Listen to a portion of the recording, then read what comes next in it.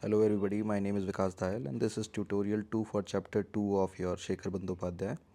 So I divided this chapter into two parts, the lecture into two parts because this is an extremely important chapter, can increase your marks substantially. The chapter is small but language is complex, so I'm trying to simplify it. I'm also going to upload these notes which helped me score 163 in paper 2 this year, and those will be provided in the link in the description, the history option channel. If you're not joined it, you can join it now. So let's begin this tutorial 2. So the paragraph 8 of Shekhar Bandopadhay, as you must be knowing from the previous lecture, if you have not watched it, you can see it in the link that I'm going to post uh, on the top right corner. So paragraph 8, Charles Grant's evangelical. So this paragraph 8, although there is no heading in Shekhar Bandopadhay, I given it a heading, that Charles Grant's evangelicalism and free trade thinkers and their paternalism. So these are important philosophies that sprang up in England in the early 19th century, that is beginning from 1800s. It was very much prominent till 1836 or 38, if you can just generally pinpoint. So Grant argues in 1792 that the principal problem of India was the religious ideas that perpetuated the ignorance of Indian people. This could be effectively changed through the dissemination of Christian light. So this is important keyword, Christian light. Charles Grant, he has commented that the ignorance that is perpetuated by Indian religion can be changed through Christian light. So this is a religious philosopher, a sort of person who is basically supporting the Christian missionaries to go to India, and his basically prominence in British life, it will be used to legitimize the rule in India by the free trade thinkers as well as the utilitarians in different ways. And as I said in the previous session, the Act of 1813. So if a question is asked related to Act of 1813 or Act of 1792 or other acts, you should always mention the philosophy which was impacting these acts. That will tremendously impact your marks in a better way. His ideas were given importance by while passing the Charter Act of 1813, as I mentioned, which allowed Christian missionaries to enter India without restrictions. So this was done, and the long-term goal was, since industrial revolution has commenced in England, and they want to change the way Indians live and consume goods. So this can be done if their religion and their social and economic practices are according to are similar to the British way of life. So this can be done if you basically spread Christianity there, and basically the Christianity that was there in Britain. The free trade thinkers too believed that if the company shifts attention from being a trader to being a ruler, then India can become a supplier of raw material and Indian peasants can benefit from British products. So now this is free trade thinking. So trade thinkers want what? They want that free trade should be allowed. That is the basic understanding. And this free trade is basically detrimental to India because this free trade does not have any tariffs imposed on goods that are coming into India. Raw material is basically finished goods are not charged any tariff. So at the same time, Indian goods, when they are exported, so there are more tariffs in Britain. So it is technically not free trade. It is, for them it is free, but for Indians it will not be free. So the free trade thinkers believed that now the company needs to shift from a trader to being a ruler, and if they become a ruler, then they can change the policy. So this is an important keyword. So the free trade thinkers wanted this. So there were similarities between the views of evangelicals and free trade thinkers regarding policy of assimilation and Anglicization. Charles Grant presided over the passage of 1833 Act to fulfill these common goals. So this is interesting. Charles Grant single-handedly is influencing the entire time between 1800s to 18 maybe 33 Act was impacted, so maybe till 1853 or maybe later on as well, his impact will always be there. So you can use in questions which come later on as well, you can use his name and the similarities between evangelicals and free trade thinkers, as I mentioned in the beginning. That basically allowed Charles Grant to be given the presidency of the Charter Act when it was passed. So these common goals were basically missionaries are also allowed, and companies rule is also ended, and the company converts in from a trader to a ruler. um, that will benefit both the evangelicals as well as the free trade thinkers. Now, paragraph 9, British liberalism and utilitarianism and paternalism. So, paternalism is continuing. As you must be seeing, that paternalism, there was respect for the Indian tradition before in the times of the Orientals, as we seen before as well, how William Jones's ideas got changed. So, paternalism continued after Lord Cornwallis came to India. Now, British liberalism also entered. So, new philosophy, new word, British liberalism.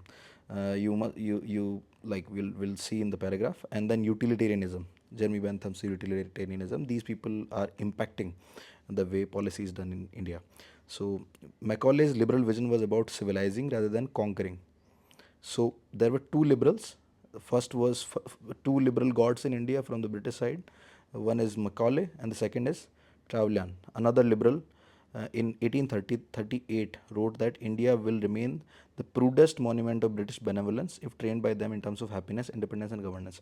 So everybody knows the argument that Macaulay made about Indians being Indian in skin and color, but British in taste and everything else. So rather than quoting it, you can just quote Trevelyan just to make it little different. 1838 he quoted that if we can train them in terms of happiness, independence, and governance, then they will become more sympathetic towards the Raj. At the same time, you can also quote Macaulay just below it and say that they will also become very good consumers of British goods.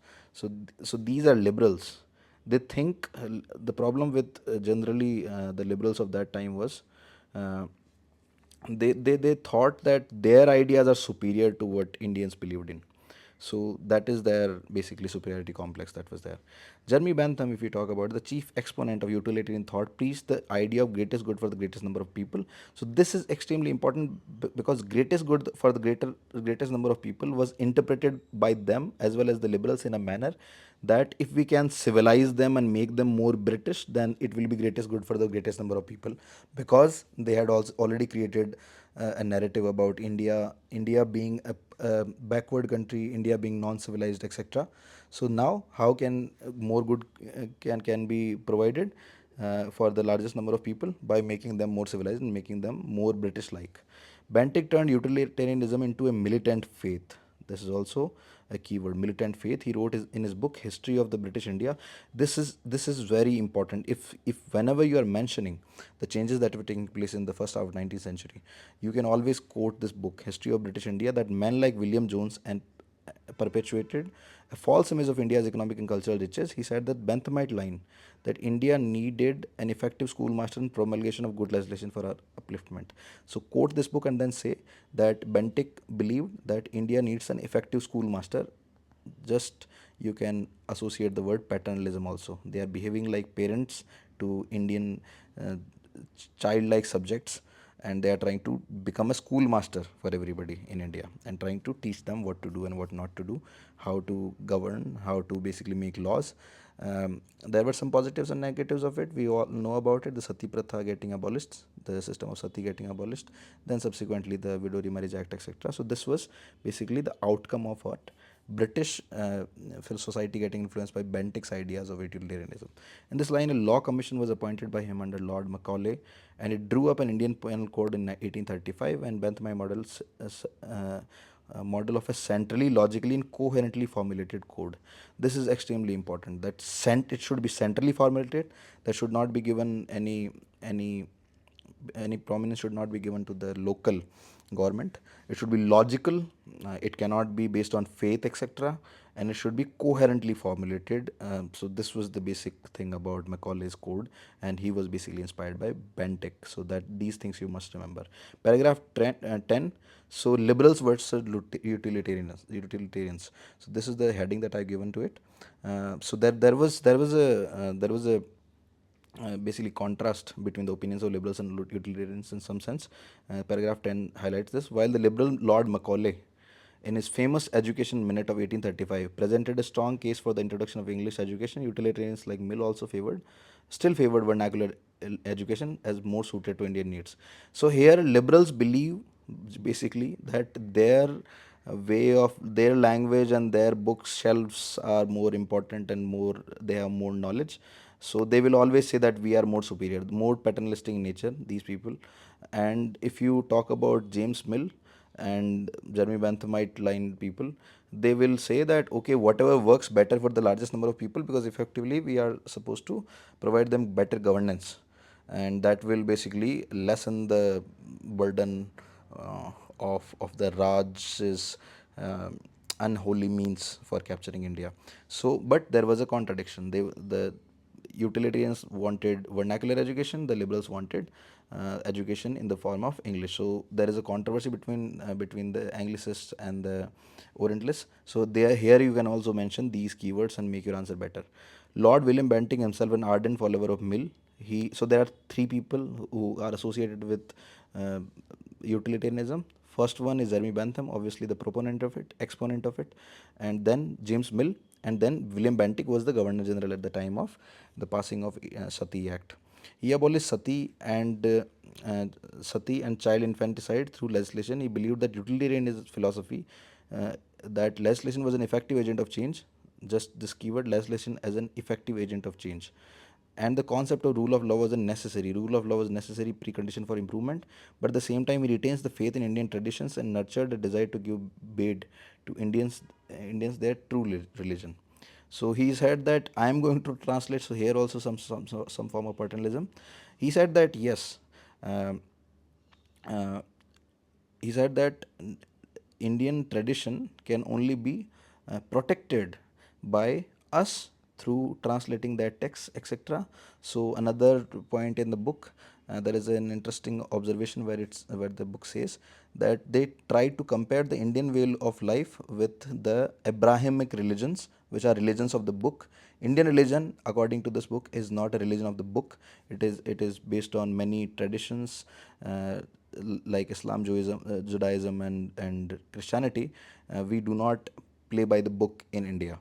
Our system and our society and our legal code is not based on books, but based on many other things, including the traditions, etc. So, but he made this mistake of just the Britishers initially, all of them, including the Orientalists as well as the utilitarians, made this mistake of considering India's entire civilization being written in those books, of those ancient religious books. This dilemma did not allow the Indian Penal Code to be passed till 1860. So the act was actually made in 1835, but at the same time, it was not passed till 1860. So this is also interesting observation. Victorian liberalism. So there is a new form of liberalism. This is called Victorian liberalism. So another keyword. Till now, what we have seen Orientalism.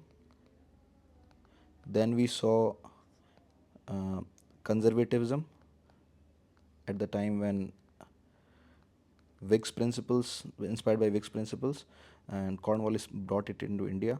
Then free trade thinking. Then we talked about basically evangelicalism.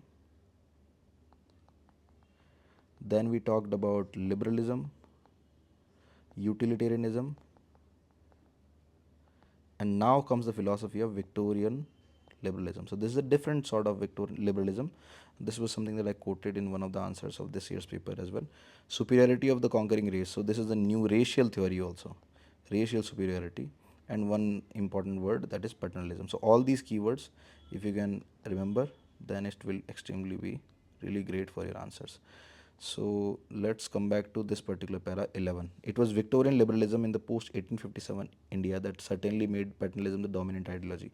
So paternalism now becomes the dominant ideology. In this particular notes, I'm not mentioned anything that is already there in some sort of coaching notes.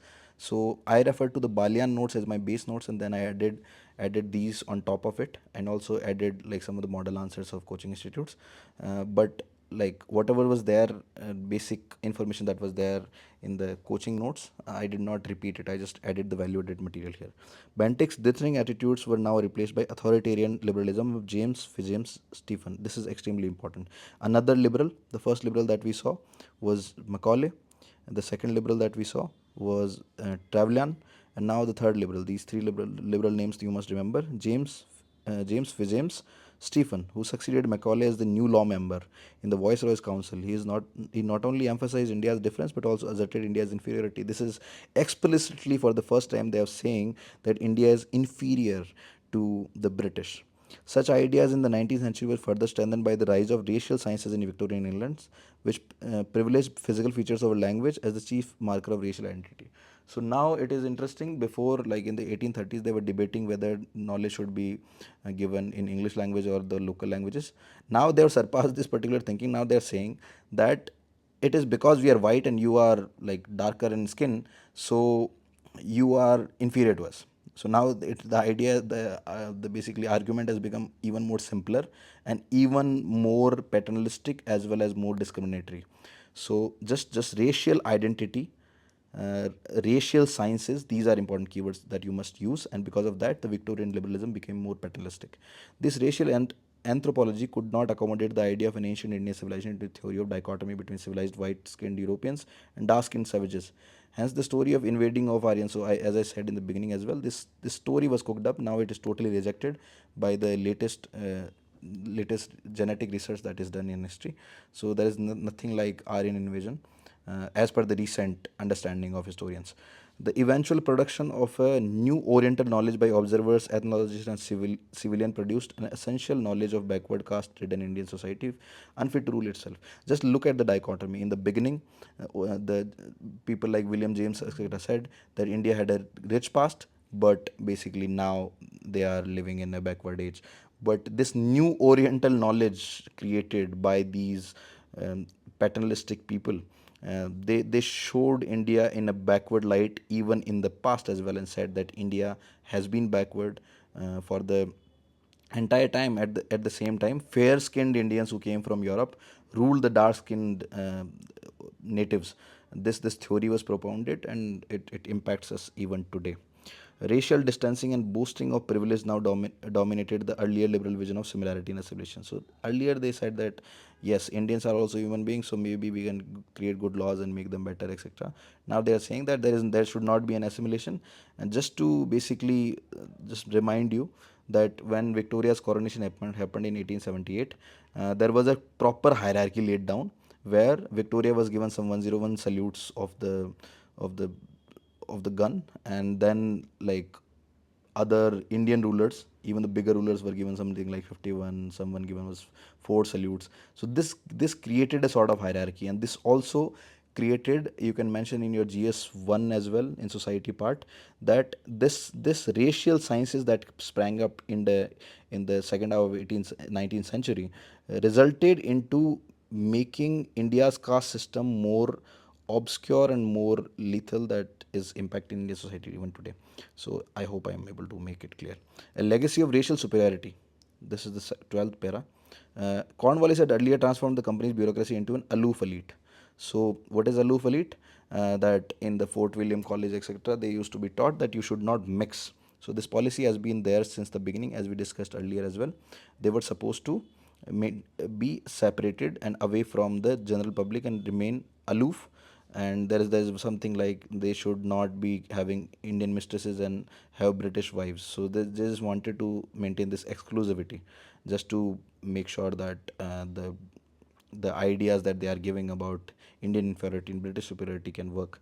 The process worked in an overall framework of black towns and white towns, which is called dualism. So this is interesting. Black town, white town, dualism. It was mainly there. In world history also you can use it. They did it really vigorously in South Africa, as you all know.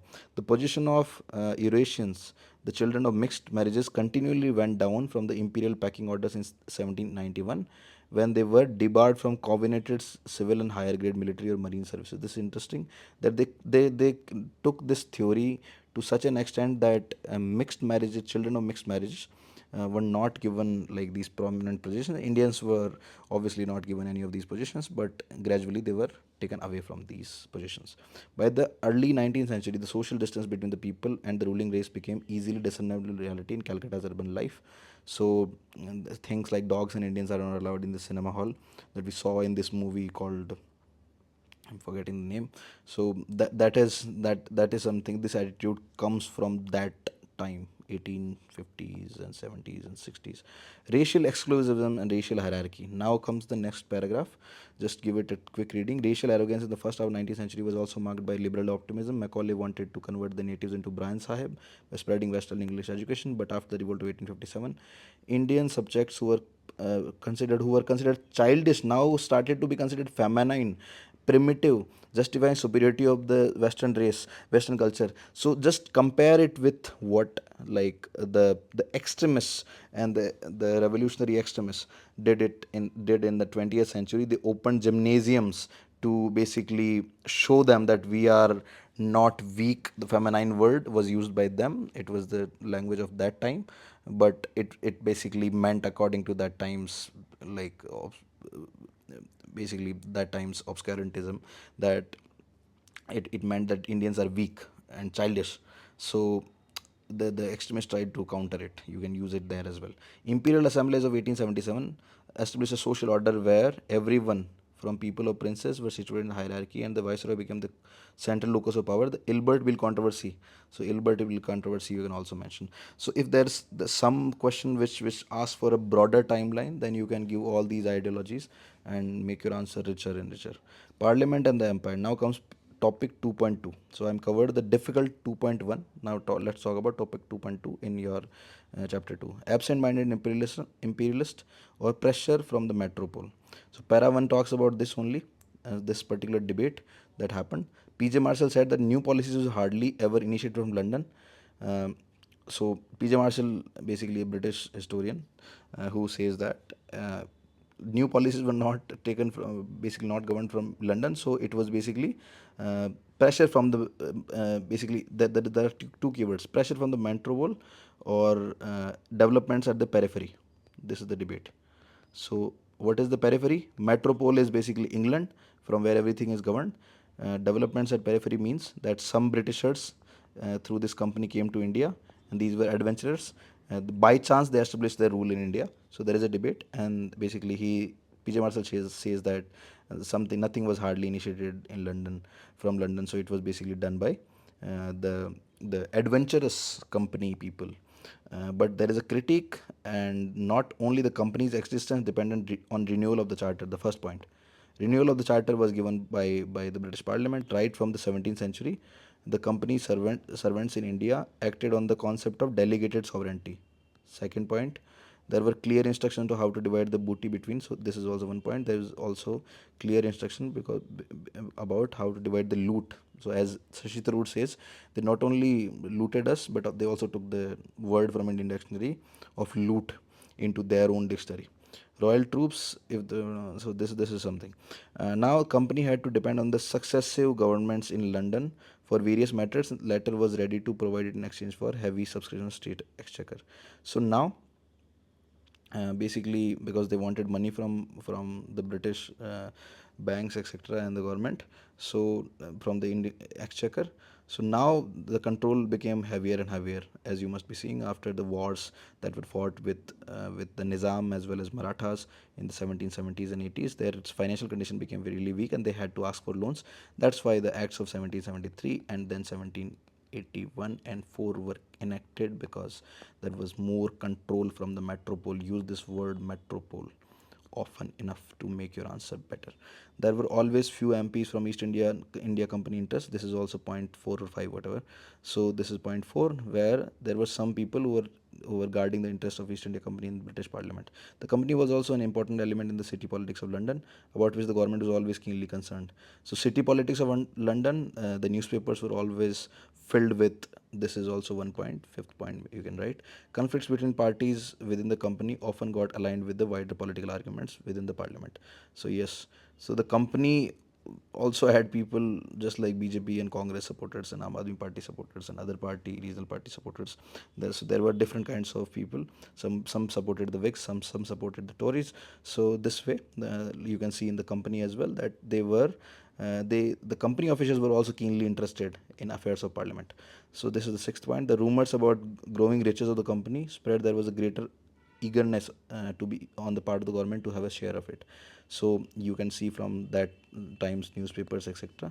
So you can just mention that there was growing tendency for in the company officials to be part of the government, and many people did become part of the government, as like has been mentioned in some other book, I think, that Clive's riches, he was called the Clive of India, and he was a rich man back in England after looting India for some time. So from there onwards, interest in India became very prominent, not just in general British public but also in the parliament.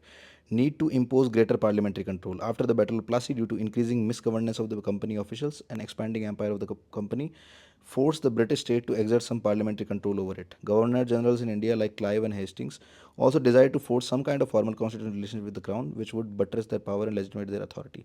Now these people have looted India.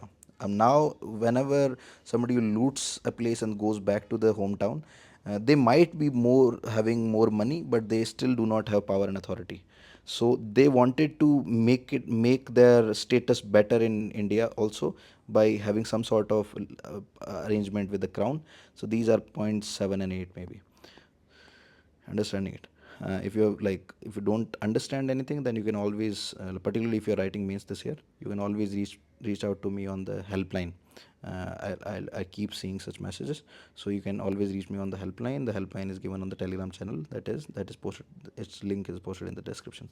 Excuse for bringing the company under control. So now company applied for a loan, and gave excuse of mismanagement, research of India officials requiring control from home. Adam Smith, in his book An Enquiry into the Nature and Causes of Wealth of Nations, brought a new school of thinking requiring the monopoly of rights, requiring end of monopoly of rights. So this is all. This can also be written. This book is extremely important. You can write in any question which is related to companies' rights getting abolished, or any question related to 1813 Act and 1833 Act. Adam Smith book says that there should be end on monopoly of any company's rights. There should be free trade. In the context, Parliament chose the middle path and chose to exert some control over the affairs of the company and allowed the company monopoly of Eastern trade. This is about 1813, 1833. It was totally abolished. So rest of the paras talk about charter acts already being covered in Balian notes. This is what I wrote. So if you are referring to some other notes, that is totally fine. Balian notes I don't recommend. That if you are starting to like read something for history now, these are not up to date these days. These used to be really good back in the day. So you can use any coaching notes, any basic notes. If you have made notes from Bipin Chandra, etc., that you can also use. If you have read your spectrum thoroughly and you believe in it, then you can just read the spectrum again. So that you can do. Thank you so much for the session. Tell me in the in the comments, that will motivate me to make such more videos and cover the entire modern India before the mains of this year ends. And if I get more motivated by you, then I'll probably cover the entire world history as well. So thank you so much.